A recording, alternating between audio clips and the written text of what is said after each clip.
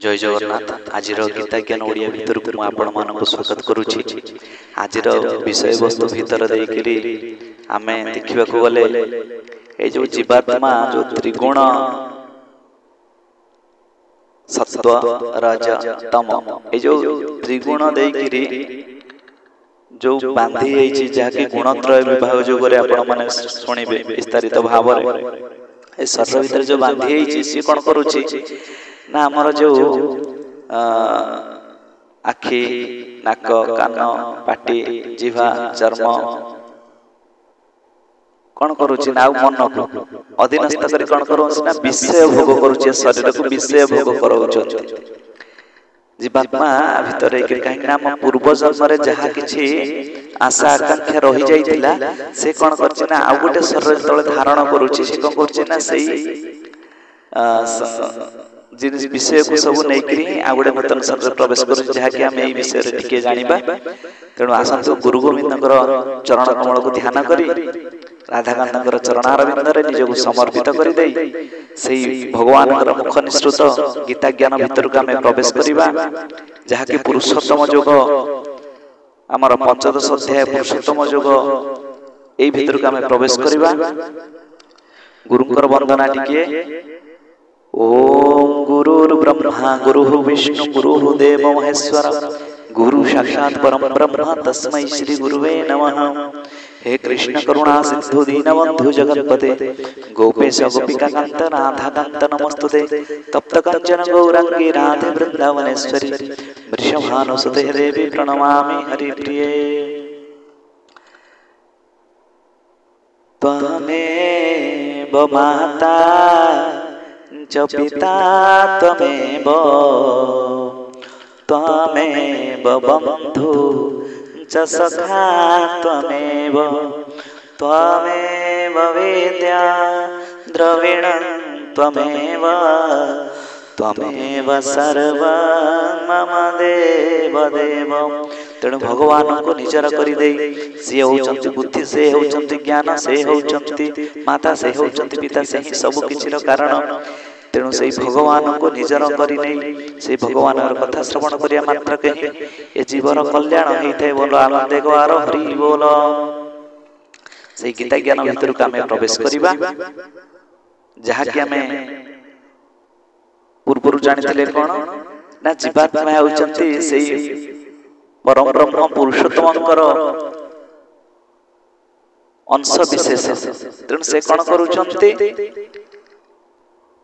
प्रकृति स्थित मन पांच इंद्रिय को से आकर्षित करी ए शरीर को विषय भोग कराउछंती।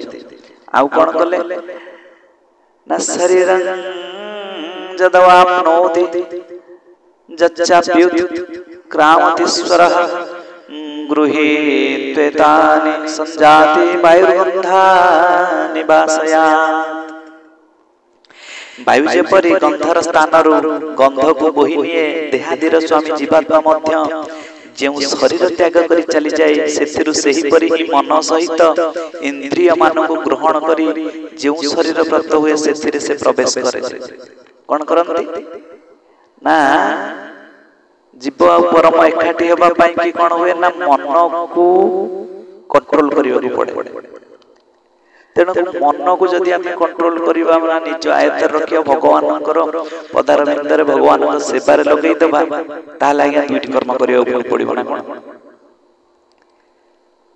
ना हमर किछि दिन तळे हमर जने सार अछंती बा डॉक्टर एसबी मेडिकल कॉलेज रे लेक्चर थिले वर्तमान से तांकर जाजपुर मेडिकल कॉलेज को ट्रांसफर हो जाई बदल जाई तो से आसीथिले तांकर सहित कथोपकथन भितर से कहले गोटे होचंती स्वधा गोटे होचंती स्वाहा माने कोन ना भगवान को आमे जे अर्पण करते ता स्वाहा आ हमर पितृ पुरुष मान को आमे अर्पण करो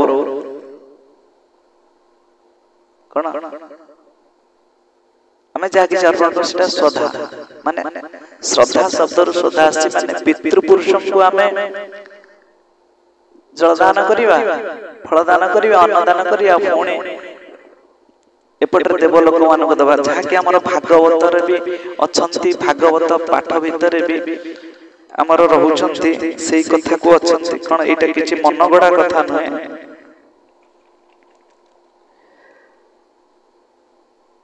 ଦ୍ୱିଜେ ପାଷଣ୍ଡ ଆଚରିବେ ସ୍ୱଧର୍ମ ଯଜ୍ଞ ନ କରିବେ ରାଜା ହୋଇବେ ଶୂଦ୍ର ଜନେ ପ୍ରଜା ପାଳିବେ କରଥନେ ଯେ ସ୍ୱାହା ସ୍ୱଧା ଅବସତ୍କାର ଛାଡ଼ି କରିବେ ଦୁରାଚାର ଏ କର୍ମ ଦେଖି କଳିକି ରୂପେ ଅଶ୍ୱାର ହୋଇ ମହାକୋପେ।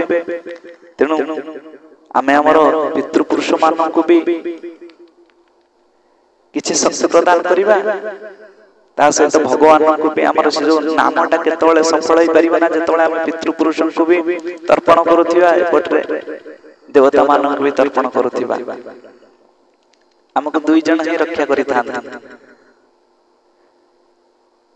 ଯେତେବେଳେ ଆମେ ନାମ ମନନ କରୁଛେ, ସ୍ମରଣ କରୁଛେ, ଜପ କରୁଛେ, ଆମର ଆଜ୍ଞା ସଫଳ ହେଉନି କାହିଁକି ନା ଯୋଉ 10 ଦିଗକୁ ଆମେ ବନ୍ଧନ କରିନେ ତା ଭିତରେ କଣ କରୁଛେ ନା ନାମ ଜପ କରୁଛେ। ସେ ନାମ ଜପକୁ ଆମର ଯୋଉଟା ଅଛନ୍ତି ପ୍ରେତ ମାନେ ଭୂତ ମାନେ ସେ ସବୁ ବେଳେ ବେଳେ ଗ୍ରହଣ କରି ନିଅନ୍ତି। ତାପରେ ଆଉ କଣ ହଉଛନ୍ତି ନା ଯଜ୍ଞ ଫଳ ମାନେ ଯୋଉ ନାମର ଯୋଉ ଆମେ ଫଳ ଆମେ କଣ କରୁଛେ ନା ଯଦି ଭଗବାନଙ୍କୁ ସମର୍ପଣ ନ କରିଦେବା, ଭଗବାନଙ୍କ ଉଦ୍ଦେଶ୍ୟରେ ଭଗବାନଙ୍କୁ ସମର୍ପଣ ନ କରିଦେବା, ତାକୁ ବି ଆମର ଦେବତା ମାନେ ଅଛନ୍ତି ଯୋଉ ଇନ୍ଦ୍ର, ସେ ବି ହରଣ କରିନିଅନ୍ତି। କାହିଁକି ନା ସେ ବହୁତ କଥା ଅଛି। ତ ୟା ଭିତରେ ଦେଖିବାକୁ ଗଲେ ଆମକୁ କଣ କରିବାକୁ ପଡେ ନା ଆମର ପୂର୍ବର ଯୋଉ ଶରୀରରେ ଆମ ଜୀବାତ୍ମା ଥିଲା ଯେ କି ଏ ଶରୀର ଭିତରେ ଆସିଛି, ସେ କଣ ନା ପୂର୍ବର ଜନ୍ମରେ ସେ ଯାହା କିଛି ଆଶା କରିଥିଲା ବା ଦେହ ସୁଖ ଚାହିଁଥିଲା ବା ବିଷୟ ଭୋଗ କରିବାକୁ ଚାହୁଁଥିଲା, ସେ କଣ କରି ଯେତେବେଳେ ମୃତ୍ୟୁବରଣ କରୁଛି ସେ କଣ ନା ସେହି ବିଷୟକୁ ଧାରଣ କରି ପୁଣି ଆଉ ଗୋଟେ ଶରୀର ଭିତରେ ଆସି ପ୍ରବେଶ କରୁଛି, ଯାହା ଫଳରେ କି ସେ ସେଇ ଶରୀର ଗୋଟେ ନୂତନ ଶରୀର ଭିତରେ ରହିକରି ପୁଣି ବିଷୟ ଭୋଗକୁ ଭୋଗ କରୁଛି। ତେଣୁ ଆମେ ଯେତେବେଳେ ତାକୁ କଣ କରିବା ନା ଅଜ୍ଞାନ ରୂପକ ଅନ୍ଧକାର ଭିତରେ ସେ ରହିଛନ୍ତି, ତେଣୁ ତାକୁ ଗୁରୁଙ୍କର ସେଇ ଯୋଉ ମନ୍ତ୍ର ବଳରେ ବା ଜ୍ଞାନ ଲୋକକୁ ଆମେ ନେଇଯିବା, ସେତେବେଳେ କଣ କରିବାକୁ ହୁଏ ନା ବହୁତ କଥା ଭିତରେ ଦେଇକିରି ଅଛି। ସେତେବେଳେ ଆମେ କଣ କରିବା ନା ମନାତ ତ୍ରାୟତେ ମନ୍ତ୍ର, ମନକୁ ଯିଏ ଧାରଣ କରେ ସେ ହଉଛନ୍ତି ମନ୍ତ୍ର ବା ଗୁରୁଙ୍କର ପ୍ରଦତ୍ତ ମନ୍ତ୍ରକୁ ଆମେ ସାଧନା କରିବା। ସେ ସାଧନାକୁ ଯେତେବେଳେ ଗୁରୁଙ୍କର ପ୍ରଦତ୍ତ ମନ୍ତ୍ରକୁ ସାଧନା କରିବା, ସେ ସାଧନାର କର୍ମକୁ ଆମେ ଭଗବାନଙ୍କୁ ସମର୍ପଣ କରିଦେବା। ଯାହା କିଛି ବି ଆମେ ଯଜ୍ଞ କର୍ମ ଯୋଉଟା ହଉଛି ଯଜ୍ଞ କର୍ମ, କଳି ଯୁଗରେ ନାମ ଯଜ୍ଞ, ସେ ନାମ ଯଜ୍ଞକୁ ଆମେ ସମର୍ପଣ କରିଦେବା। ଯଦି ଆମେ କୌଣସି ପିତୃପୁରୁଷଙ୍କ ଉଦ୍ଦେଶ୍ୟରେ କିଛି ତାଙ୍କୁ ଯଦି ଆମେ ଉଦ୍ଧାର କରିବାକୁ ଚାହୁଁଛେ, ତାହେଲେ ଆମେ ବି ଯୋଉ ନାମ କରୁଛେ ସେଇ ପିତୃପୁରୁଷ, ଯେମିତି ଆମର ଚତୁର୍ଥ ପ୍ରହର ଅଷ୍ଟମ ପ୍ରହର ହୁଏ, କେହି ଯଦି ମରି ଯାଇଥାନ୍ତି ତାଙ୍କ ଉଦ୍ଦେଶ୍ୟରେ ନାମ ଯଜ୍ଞ କରାଯାଏ, କିନ୍ତୁ ସେ ଲାଷ୍ଟକୁ ସେ ନାମ ଯଜ୍ଞକୁ ସେଇ ଲୋକଙ୍କୁ ବା ସେଇ ଯୋଉ ମୃତ ବ୍ୟକ୍ତିଙ୍କୁ ଦାନ କରି ଦିଆଯାଏ। କଲେ କଣ ହୁଏ ନା ସେ ହିଁ ଆହୁରି ଉର୍ଦ୍ଧ୍ୱକୁ ଉଠନ୍ତି, ଯାହା ଫଳରେ କି ଆମର ପରିବାରକୁ ସେ ଆଶୀର୍ବାଦ ପ୍ରଦାନ କରିଥାନ୍ତି। ଦେବତା ମାନେ ଖୁସି ହୁଅନ୍ତି, ପିତୃ ଲୋକମାନେ ବି ଖୁସି ହୁଅନ୍ତି। ଆଉ କଣ କରନ୍ତି ନା ଜୀବାତ୍ମା କଣ କରେ ନା ତାର ବଶ କରିଦିଏ ଆମର କାହାକୁ ନା ସୂତ୍ରଂ ଚକ୍ଷୁ ସ୍ପର୍ଶନଂ ଚ ରସନଂ ଘ୍ରାଣମେବ ଚ ଅଧିଷ୍ଠାୟ ମନଶ୍ଚାୟ ବିଷୟାනුପସେବତେ। ଏହି ଜୀବାତ୍ମା କର୍ଣ୍ଣ, ଚକ୍ଷୁ ଓ ତ୍ୱକକୁ ତଥା ଜିହ୍ୱାନାସା ମନକୁ ଆଶ୍ରୟ କରି ଅର୍ଥାତ୍ ଏ ସବୁର ସାହାଯ୍ୟରେ ହିଁ ବିଷୟ ସେବନ କରିଥାଏ। ତେଣୁ ଜୀବାତ୍ମା କଣ କରେ ନା ସବୁବେଳେ ଏଇମାନଙ୍କୁ ଅଧୀନ କରିଦେଇ ପାଞ୍ଚ ମନର 25 ପ୍ରକୃତିକୁ ଅଧୀନସ୍ଥ କରି ବିଷୟ ଭୋଗରେ ସେ ଲାଳାୟିତ ହୁଏ। ତେଣୁ କଣ ହୁଏ ନା କାହିଁକି ରେ ଭୁଲା ମନ ବିଷୟା ରସରେ ରସୁ, ନାମର ରସକୁ ଛାଡ଼ି ମୋହ ମାୟା ଜାଲେ ଫସୁ। କାହିଁକି ରେ ଭୁଲା ମନ ବିଷୟା ରସରେ ରସୁ। ତେଣୁ ବିଷୟା ରସକୁ କଣ କରୁଛି ନା ଏ ଜୀବାତ୍ମା ଆସ୍ୱାଦନ କରୁଛି ବିଷୟ ରସକୁ। ସେ ଭଗବାନଙ୍କର ଅଂଶ ବିଶେଷ, ସେ ଭଗବାନଙ୍କ ସହିତ ମିଳିତ ହେଇଯିବା ଉଚିତ। କିନ୍ତୁ କଣ ହୁଏ ନା ପ୍ରକୃତିର ବା ମାୟା କବଳରେ ପଡି ସେ ଟିକେ ଏପଟ ସେପଟ ହେଇଯାଇଥାଏ। ତେଣୁ ସେ ମନକୁ ବାଧ୍ୟ କରି ଦେଇକି ତାର ଏଇ ଯୋଉ ଅଛନ୍ତି ଆମର ଅଛନ୍ତି ଯୋଉ ଆଖି, ନାସା, ନାକ, କାନ, ଜିଭା, ପାଟି ଜିଭ କହୁଛି ଟିକେ ଭଲ ସ୍ୱାଦକୁ ବାରିବି। ତେଣୁ ସେ ମଦ ମାତ୍ସର୍ଯ୍ୟ ସବୁ ଭିତରେ ବୁଡି ରହୁଛି। କାହା କେତେବେଳେ କହୁଛି ନା ଟିକେ ଅରୁଆ ଖାଇବି, କାହିଁକି ନା ଆମର ଭୋଜନ ଯେପରି ଅନ୍ନ ସେପରି ମନ। मन जदि भोजन अधीनस्थ हो गला ताहले से भगवान सेवार लगी पारिबो नै। आगे आपण माने देखुथिबे जे आमिष भक्षण करुछि अहर तार एभଳି भाबरे रोग हेउछि से कौन करुना शरीर एभଳି भाबरे रोगग्रस्त होछि से बाध्यता होछि से सब आमिष भक्षण मद्यपान ए सब दूरी रहइबा ताहले कौन से सब राजसिक तामसिक खाद्य रे कौन देह सुस्थ रहे कि रुहेनि। तेणु सात्विक भोजन निहाती आवश्यक। सात्विक भोजन पुणी आहारटा से भाई हवा दरकार पेट पूरा हो जाइथिबो। तेणु आमर सबु जिनस गोटे लिमिटेशन थाए जे आम लिमिटेशन भितर रहिबा लिमिट भितर रहिबा ताहले आमर ए जो कोन पुरुषोत्तम योग भितर जहा अछि आमे जीवात्मा कोन करिया अपना भगवान शरण रे चरण रे लगाई दे परिबा। ए मन आ कोन करिवे ना विषय भोग न चाहि प्रभुकर सेवारे लागि रहिबे। मोर बापा कहूतिले किछि दिन तळे कि ब्राह्मणकर अधीन रे मंत्रर ब्राह्मण माने मंत्राधीन करी भगवान को भक्त मानकर जो माने कर दुख लोक मानकर दुख दुर्दशा को से जणाई थांती भगवान को मंत्राधीन करी। किंतु गोटे वैष्णव कौन करती ना भगवान सेवा करती भगवान नाम ध्यान करती। तेणु से भगवान सेवा करी लोक मानकर दुख को जणाई थांती भगवान निकट। तेणु आमे जेहेतु गोटे वैष्णव आमर मुख्य होचंती गीता भागवत होचंती प्रमुख।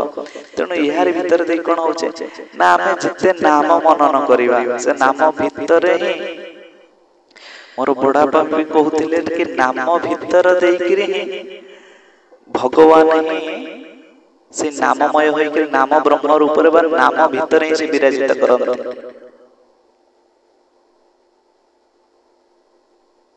राधा स्वामी नाम जगाओ सोई तरे काल कलेश सब नाश सुख पाओ सब दुख हरे। से परम पद सुख पद लाभ करंती बा गोविंदंकर चरणारविंद रे निजके हजै दैथांती बा भगवानकर चरणाश्रित होई जांती भगवान सहित से मिसि जाइथांती। तेणु ए जो नाम एते पावरफुल जहा कि हमें जीवात्मार कल्याण आमर माने आत्मिक कल्याण माने जीवात्मार कल्याण। शरीर तो माटीर शरीर माटीर मिश्च पंच तत्व रे गठित से एठारे ही रहि जिवो। किंतु हमर जो जीवात्मा आयु गोटे शरीर धारण करिबा हमर ए जन्मर संस्कार नै करी से भगवानकर नामाश्रित हेई से आयु गोटे शरीर धारण कले आहुरि तार डेभलप हो भगवत क्षेत्र। तेणु आसंतु समस्ते सद्गुरुकर शरणापन्न होई गुरुकर दीक्षा ग्रहण करिबा। गुरुकर दीक्षा नै गुरुकर नीति नियम भितर दे नाम ध्यान करी आम ए जो काम क्रोध लोभ मोह सब तो अछि रहिबो किंतु ताहाठार आम मन को धीरे धीरे दूरीभूत करे दे भगवान पदारविंद रे मन को नै जिबा। जहा के जो पुरुषोत्तम जोग अछंती पंचदश अध्याय इटा एते बुझीबा एते सहज जिंस नहे। किंतु देखिए प्रत्येक श्लोक जेते ताको वाक्य करे से आउरी गोटे गोटे नुआ नुआ कथा बाहरुथिबो।